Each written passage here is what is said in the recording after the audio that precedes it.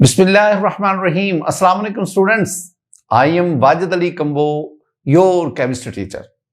Student, मैं आपको वाक academy YouTube channel इसमें वेलकम करता हूं। स्टूडेंट, आज के इस लेक्चर में हम बॉयल्स लॉ उसका जो पार्ट बी है उसको डिस्कस करने जा रहे हैं।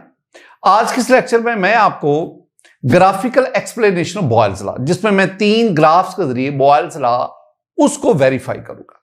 साथ ही साथ मैं बॉयल्स लॉ के टॉपिक में से जो भी एमसीक्यूज पूछे जाते हैं या जो भी शॉर्ट आंसर क्वेश्चन पॉसिबल, वो मैं आपके साथ शेयर करने चाह रहा हूं।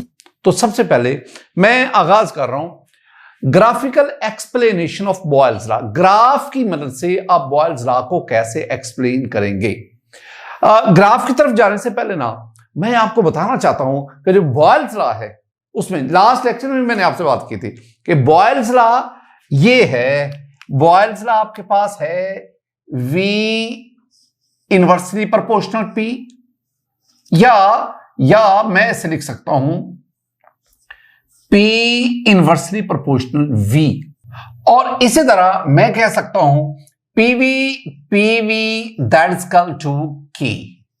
ये आप फर्स्ट फॉर्म ले लो, ये आप सेकंड फॉर्म ले लो, और फिर हमने एक और भी पढ़ा था, हमने पढ़ा था P1 V1 that is equal to P2 V2 that is equal to P3 V3 that is equal to K।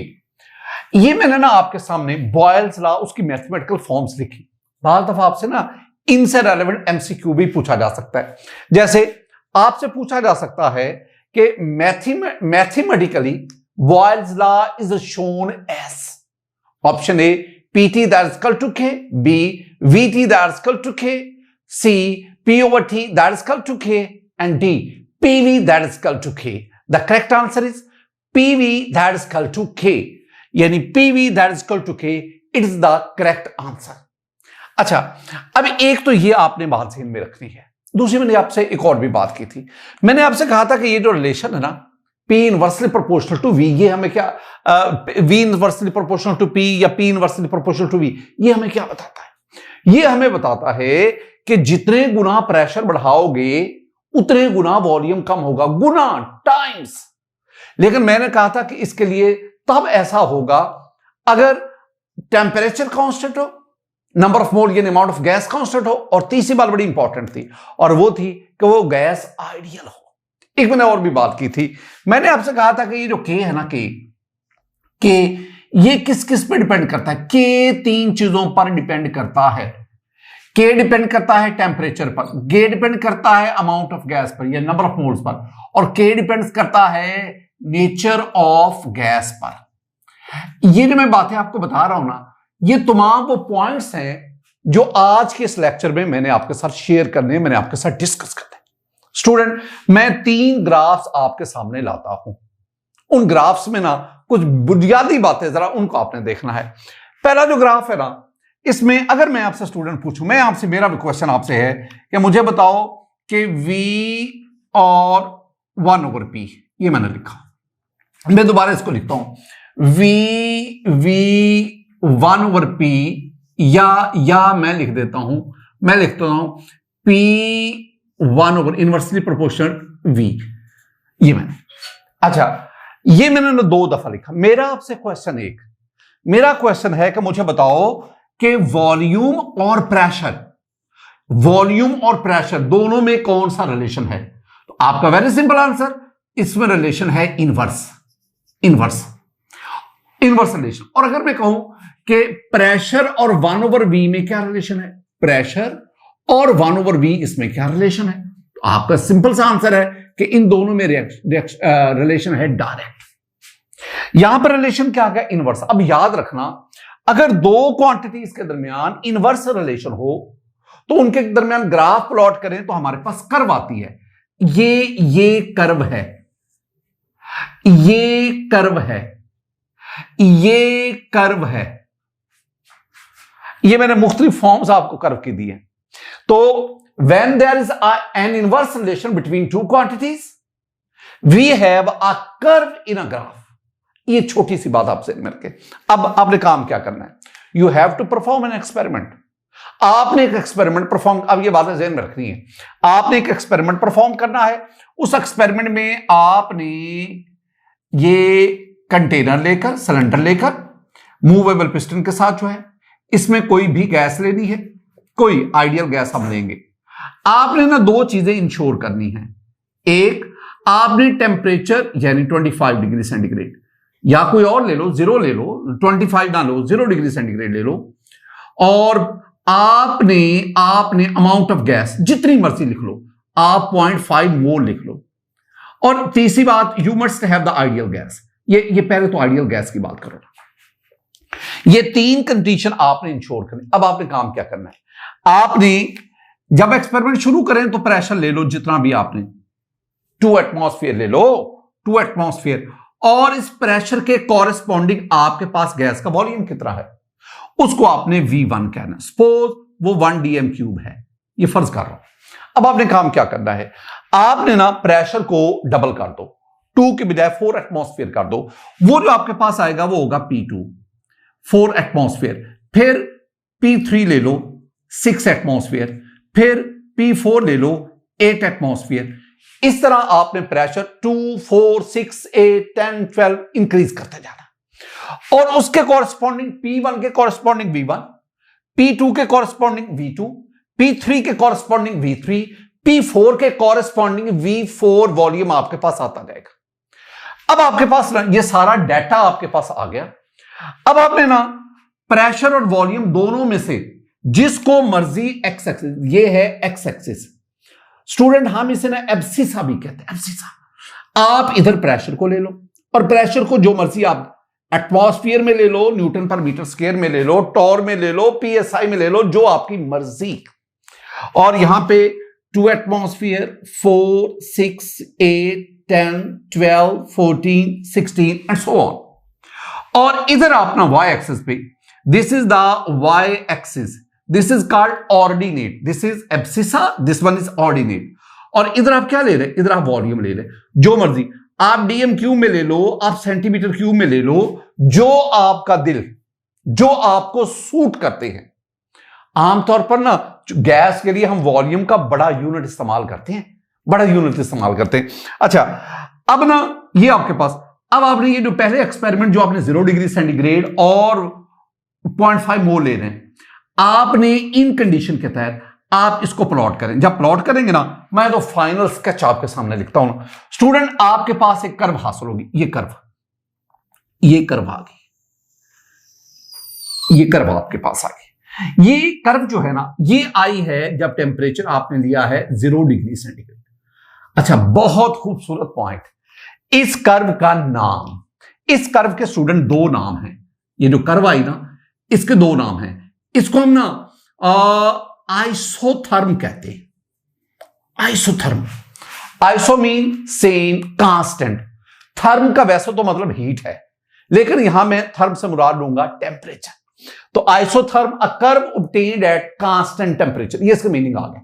Iso constant same, और थर्म वैसे तो हीट है, लेकिन मैं थर्म से यहां मुराद ले रहा हूं टेम्परेचर। तो isotherm at constant temperature, a curve, isotherm is a curve obtained at constant temperature is called isotherm। इसका एक और भी नाम है, इसको हम ना rectangular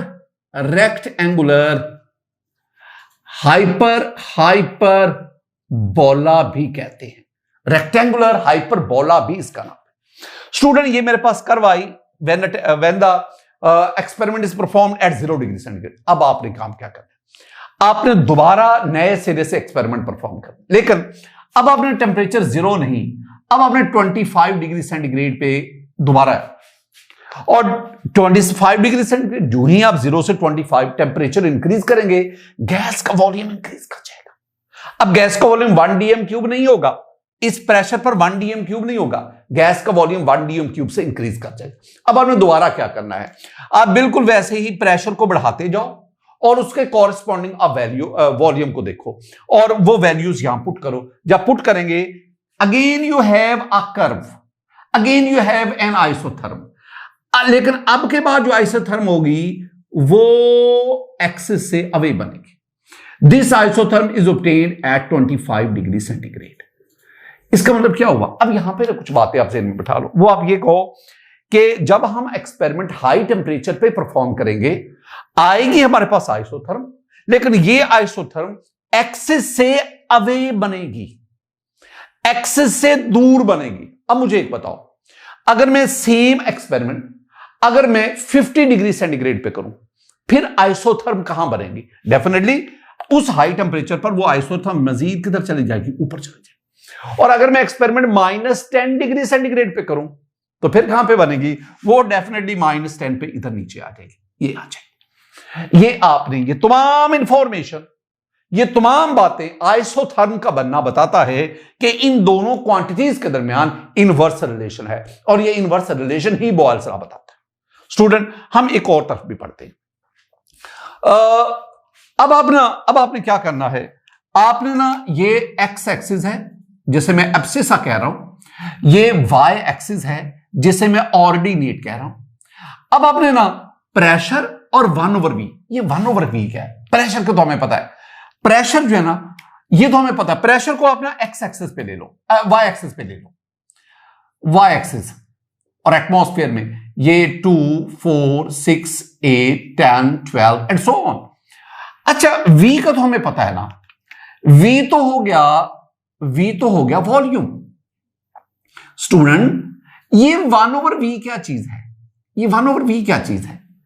1/v is called inverse of volume. Inverse of volume, inverse का मतलब होता है उलट। ये वॉल्यूम का उलट है। क्या मतलब वॉल्यूम का उलट है? इसका मतलब है कि अगर v की वैल्यू 2 होगी तो 1/v इसकी वैल्यू हाफ होगी। अगर v की वैल्यू 4 होगी तो 1/v की वैल्यू 1/4 होगी। अगर v की वैल्यू 8 होगी तो 1/v की वैल्यू 1/8 होगी। अब देखो 2, 4, 8 ये वॉल्यूम बढ़ता है, लेकिन 1/2 आधा हिस्सा, 1/4 उसका भी आधा हिस्सा, 1/8 उसका भी आधा हिस्सा। वो v की वैल्यू बढ़ती है, लेकिन 1/v की वैल्यू कम होती है। जितना v बढ़ता है उतना 1/v कम होता है। यानी 1/v ये v का इनवर्स है, उल्ट है। अब अगर मैं कहूं कि प्रेशर और 1/v इन दोनों के दरमियान क्या रिलेशन है, यू विल आंसर डायरेक्ट। अगर दो क्वांटिटीज के दरमियान डायरेक्ट रिलेशन हो तो आपके पास स्ट्रेट लाइन आती है।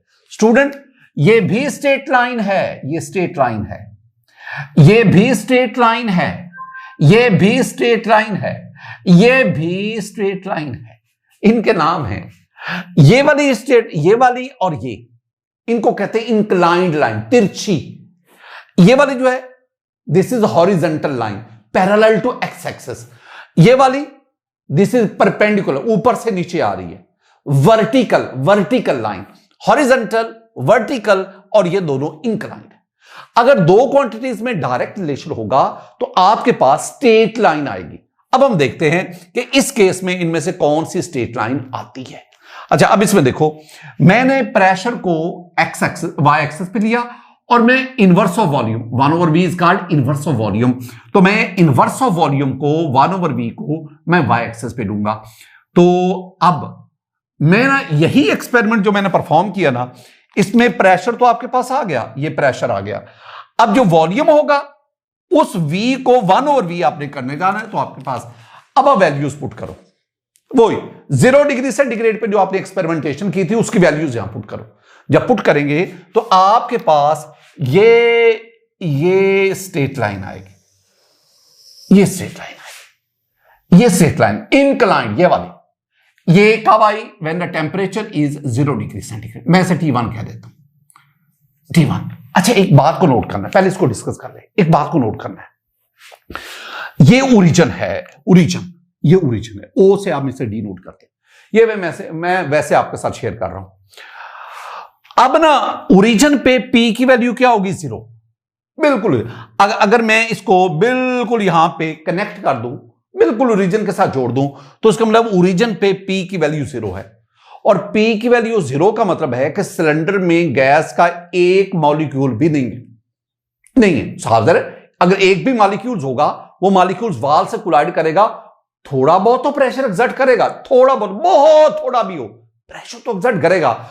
लेकिन अगर हम कहते हैं जी प्रेशर 0 है, इट मींस उसमें गैस है ही नहीं, उसके एक की भी मालिक्यूल नहीं। इसलिए आपने एहतियात क्या करनी है, गैस तो आपने लेनी है। अगर गैस नहीं होगी तो आप फिर डिस्कशन किस बात की कर रहे हैं। इसका मतलब है मुझे थोड़ा सा इस लाइन को थोड़ा सा ऊपर रखना पड़ेगा। बहरहाल ज्यादातर बुक्स में ना ये लाइन इधर ओरिजिन के साथ कनेक्ट होती है, तो मैं कहता हूं नहीं थोड़ा सा आप ऊपर रख ले। अच्छा, ये मेरे पास स्ट्रेट लाइन, ये स्ट्रेट लाइन क्या बता रही है, ये बता रही है कि P और इनवर्स ऑफ V में डायरेक्ट रिलेशन है। और ये स्ट्रेट लाइन किस पे आई है, ये 0 डिग्री सेंटीग्रेड। आपने एक और भी एक्सपेरिमेंट परफॉर्म किया था, आपने 25 पे भी परफॉर्म किया था ना। अब उस 25 का डाटा जिसमें प्रेशर तो सेम है और वॉल्यूम को आपने इनवर्स ऑफ वॉल्यूम में कन्वर्ट कर दें, उसको यहां पे प्लॉट करें। Again you will have a straight line. अब this one is the MCQ. हाई एमसीक्यू क्या है, हाई टेम्परेचर पर जो स्ट्रेट लाइन हासिल होगी, बताएं वो किसकी तरफ बनेगी? क्या वो एक्स एक्सिस की तरफ बनेगी, क्या वाई एक्सिस की तरफ बनेगी, क्या इनवर्स ऑफ वॉल्यूम एक्सिस की तरफ बनेगी, क्या प्रेशर एक्सिस की तरफ बनेगी? ये जो मैंने आपके साथ डिस्कस किया ना, ये जो मैंने बोला अभी, आप इसको बार बार सुनिएगा मैंने क्या कहा। अगर आप हाई टेम्परेचर पर एक्सपेरिमेंटेशन करते हैं तो जो स्ट्रेट लाइन बनेगी वो स्टूडेंट यहां पर बनेगी, यहां पर बनेगी।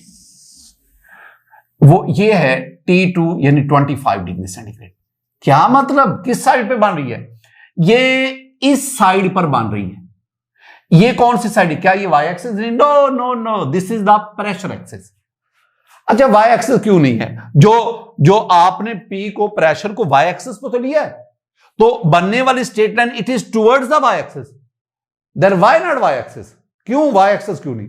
मैंने आपसे कहा ना कि आप प्रेशर को चाहे वाई एक्सिस पे ले लो, चाहे प्रेशर को एक्स एक्सिस पे ले लो, दोनों अगर आप प्रेशर को एक्स एक्सिस पे लेंगे तो इनवर्स ऑफ वॉल्यूम को वाई एक्सिस पे लेंगे।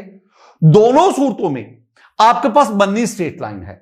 अगर आप प्रेशर को इधर लेते और इनवर्स ऑफ वॉल्यूम को इधर लेते तो जो हाई टेम्परेचर पर स्ट्रेट लाइन बननी थी ना, वो फिर नीचे की तरफ बनती, यानी वो फिर एक्स एक्सिस नहीं, वो फिर प्रेशर एक्सिस की तरफ बनी। तो हम किसको प्रेफरेंस दे रहे हैं? हम ना प्रेशर की टर्म को ज्यादा प्रेफरेंस दे रहे हैं। स्टूडेंट, ये मेरे पास था graph number 2। Graph number 3 is very very important, बहुत अहम है। अभी तक ना हमने इन दो चीजों को पढ़ा है, अब मैं ये पढ़ाने के लिए चाह रहा हूं, PV that is equal to K। लेकिन एक बात सुनना, ये ग्राफ बड़ा ही इंपॉर्टेंट है। ये मेरी कई बातों का आंसर देगा। ये मेरी इस बात का भी आंसर देगा कि K की वैल्यू नेचर ऑफ गैस पर कैसे डिपेंड करती है। ये ग्राफ हमें आइडियलिटी ऑफ गैसेस के बारे में भी बताया कि वो जो आइडियल गैसेस क्या होती हैं, रियल गैसेस क्या होती हैं, एंड सो मेनी। अब हमने काम क्या करना है, हमने ना प्रेशर को एक्स एक्सिस पे लेना है, एब्सिसा पे लेना है। हमने PV that is equal to K, इसको हमने वाई एक्सिस पे लेना है। मैं फर्ज करता हूं यहां पे ये तो ओरिजिन आ गया ना, यहां पे K की वैल्यू 0.5, यहां पे K की वैल्यू 1, यहां पे K की वैल्यू 1.5, यहां पे K की वैल्यू 2 एंड सो ऑन। ये हमारे पास आ गया। अब वही डाटा, कोई नई जरूरत नहीं है। आपने कितने पे 25, यही डाटा मुझे चाहिए। मैंने ना 0 डिग्री सेंटीग्रेड पे एक्सपेरिमेंटेशन की, इन दो बातों को ध्यान में रखना है। मैंने 0 डिग्री सेंटीग्रेड पे एक्सपेरिमेंटेशन की, मैंने इतने मोल गैस के लिए, और ये आइडियल गैस है। आइडियल, तीनों बातों को मद्देनजर रखना है, तीनों बातों को। मैं समझाने क्या जा रहा हूं, मैं कई बातें आपको यहां पे समझ, मैं ये भी आपको समझाना चाहता हूं कि K की वैल्यू इन 3 चीजों पे डिपेंड करती है। इनमें से अगर कोई भी चीज आप चेंज करेंगे, K की वैल्यू चेंज हो जाएगी। This one is the short answer question. अब जरा देखो, मैं ना पहले ना ये जो पहले वाला एक्सपेरिमेंट, इसका डाटा यूज करता हूं। इसका डाटा जब मैं यूज करता हूं ना, तो स्टूडेंट मेरे पास ये एक स्ट्रेट लाइन आती है, ये स्ट्रेट लाइन, ये this is the horizontal straight line. ये तब आई जब आपने टेम्परेचर लिया 0 डिग्री सेंटीग्रेड, जब आपने अमाउंट ऑफ गैस दी 0.5 मोल, और जब आपके पास आइडियल गैस थी। ये बात। अब नजर एक और बात, इस चीज को देखो। अब K की वैल्यू क्या आ गई? K की वैल्यू जो है वो 1 आ गई। इसका मतलब क्या है कि जितने गुना आप प्रेशर बढ़ाते जाओ ना, प्रेशर आपने 2 atmosphere, 4 atmosphere, 6 atmosphere, 8 atmosphere, 10 atmosphere, 12 atmosphere, 14 atmosphere, ये प्रेशर आप ले रहे हैं। आपने प्रेशर जितना बढ़ाते गए, के की वैल्यू 2 एटमॉस्फेयर पे भी 1 है, 4 एटमॉस्फेयर पे भी 1 है, 6 एटमॉस्फेयर पे भी 1 है, 8 पे भी 1 है। इसका मतलब there is no change in the value of K, क्योंकि during the course of experiment आपने इन 3 चीजों को नहीं छेड़ा। अब एक और काम करो, अब आप ना उतने ही गैस लो 0.5 मोल, वही गैस लो आइडियल गैस, लेकिन अब एक्सपेरिमेंट 25 डिग्री सेंटीग्रेड पे परफॉर्म करो और उस एक्सपेरिमेंट का डाटा यहां प्लॉट करो। अब 25 पे जो आप एक्सपेरिमेंट परफॉर्म करेंगे ना, उसमें आपके पास जो नई लाइन बनेगी वो मैं फर्ज कर वो यहां आएगी, यहां पे। क्या मतलब, क्या के की वैल्यू चेंज होगी? यस। किस चीज का चेंज करने से हुई? जहां यहां पे आपने टेम्परेचर चेंज किया। अब टेम्परेचर अब 25 डिग्री सेंटीग्रेड ले रहे, और आपने ना अमाउंट तो सेम ही दिया ना, 0.5 मोल्स दिया है, और गैस भी आइडियल है। इसका मतलब क्या हुआ कि आपने जब टेम्परेचर को चेंज किया ना, टेम्परेचर को चेंज किया तो के की वैल्यू भी चेंज। इसका मतलब है द वैल्यू ऑफ के डिपेंड्स अपॉन टेम्परेचर। आप एक और काम करो, आप टेम्परेचर ना 0 डिग्री सेंटीग्रेड ही रहने दो। अब आप ना अमाउंट ऑफ गैस चेंज करो, 0.5 के बजाय आप 1 मोल गैस लो और दोबारा 0 डिग्री सेंटीग्रेड पे एक्सपेरिमेंटेशन करो। The gas should be ideal. Again आपके पास हॉरिजॉन्टल स्ट्रेट लाइन आएगी, लेकिन वो पहले से ऊपर आएगी। इसका मतलब क्या? अब ये के की वैल्यू चेंज हुई। इसका मतलब क्या हुआ? इसका मतलब ये है कि अगर आप टेम्परेचर को चेंज करते हैं, आप अमाउंट ऑफ गैस के नंबर ऑफ मोल्स को चेंज करते हैं, तो के की वैल्यू चेंज हो जाएगी। ये तो ठीक है, नेचर ऑफ गैस पे के की वैल्यू कैसे डिपेंड करती है? स्टूडेंट, ये जो आपके पास हॉरिजॉन्टल स्ट्रेट लाइन आई है ना, ये तब आती है when the gas is ideal. It means ideal gas ने बॉयल्स लॉ को तमाम कंडीशन ऑफ प्रेशर पर ओबे किया। लेकिन अगर मैं रियल गैसेस लेता हूं, सपोज मैं हीलियम की बात करता हूं। स्टूडेंट, हीलियम के केस पे ना मेरे पास ये लाइन आती है, ये हीलियम है। मैं हाइड्रोजन की बात करता हूं, हाइड्रोजन के केस में मेरे पास ये लाइन आती है, ये लाइन। मैं नाइट्रोजन की बात करता हूं, नाइट्रोजन के केस में ना मेरे पास ये लाइन आती है। मैं कार्बन डाइऑक्साइड की बात करता हूं, कार्बन डाइऑक्साइड के केस में मेरे पास ये लाइन आती है, कार्बन डाइऑक्साइड। क्या मतलब, क्या ये गैसेस स्ट्रेट लाइन पे वैल्यू नहीं देती? इसका मतलब है अगर ये gases in straight line, horizontal straight line पे वैल्यू नहीं ना दे रही, इसका मतलब है ये गैसेस बॉयल्स लॉ को ओबे नहीं कर रही। जो जितना इस स्ट्रेट लाइन के, हॉरिजॉन्टल स्ट्रेट लाइन के क्लोज होगी, उतनी वो आइडियलिटी शो करेगी, और जितनी वो इससे डेविएट होगी, परे जाएगी, दूर जाएगी, उतना वो नॉन आइडियल बिहेवियर शो करेगी। इसका मतलब है अगर मैं कहूं कि इन चारों में से ज्यादा non ideality, non ideal behaviour कौन शो करती? Answer carbon dioxide. और एक और भी बात नोट करो, जब प्रेशर लो है ना, 2 एटमॉस्फेयर, 4, 6 एटमॉस्फेयर, इस लो प्रेशर पर ये जो गैसेस हैं, ये हॉरिजॉन्टल स्ट्रेट लाइन के करीब है। इसका मतलब है ये जो गैसेस है ना, हाइड्रोजन और हीलियम, ये या नाइट्रोजन को भी लो, ये लो टेम्परेचर पर बॉयल्स लॉ को ओबे करती हैं। इसके मुताबिक आंसर देना, ये जो मैंने ब्लैक लाइन लगाई हॉरिजॉन्टल, इसके साथ आंसर देना बॉयल्स लॉ को ओबे करना है, और इससे दूर जाना बॉयल्स लॉ को डिसओबे करना है। इसका मतलब है हाई प्रेशर पे जाकर ये गैसेस, ये के की वैल्यू क्या होती जाएगी? वो चेंज होती जाती है। स्टूडेंट, ये हमारे पास ये जो हमने लेक्चर पढ़ा, और इससे पहले वाला लेक्चर बॉयल्स लॉ का, इससे रेलेवेंट जो एमसीक्यूज आते हैं हम उनको देख लेते हैं। एक एमसीक्यू मैं आपके साथ शेयर कर चुका हूं। स्टूडेंट, ये एक और एमसीक्यू आप देख लें। The value of proportionality constant के in Boyle's law remain same for option A same amount of different gases, B different amount of different gases, C different amount of same gases, and D none of the above. The answer is ए।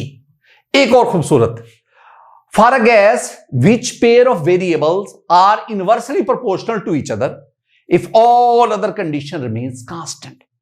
तो कौन सा pair आपस में inversely proportional? आपको आपने देखा volume और pressure, ये आपस में इनवर्सली प्रोपोर्शनल हैं अगर आप n और t को कांस्टेंट रखते हैं। तो your answer is C. Student, जितना भी हमने बॉयल्स लॉ को पढ़ा, इनसे रेलिवेंट जो आपसे शॉर्ट आंसर क्वेश्चन पूछे जा सकते हैं, उनकी लिस्ट ये आपके सामने है। आप इसको पॉज करके इन शॉर्ट आंसर क्वेश्चन को देख सकते हैं। अगर आप इन शॉर्ट आंसर क्वेश्चन के आंसर चाहते हैं ना, तो उसके लिए वर्क सीरीज जो है हमारे, उसके गोल्डन नोट्स, उसको आप बिल्कुल खरीदें, उससे आप इसको तैयार कर सकते हैं। स्टूडेंट, ये था हमारा बॉयल्स लॉ, आज उसका सेकंड लेक्चर था। हमेशा की तरह मेरी दुआएं सिर्फ आपके लिए हैं। अल्लाह ताला हम सबसे राजी हो, अल्लाह ताला आप पर अपना फजल और करम फरमाए।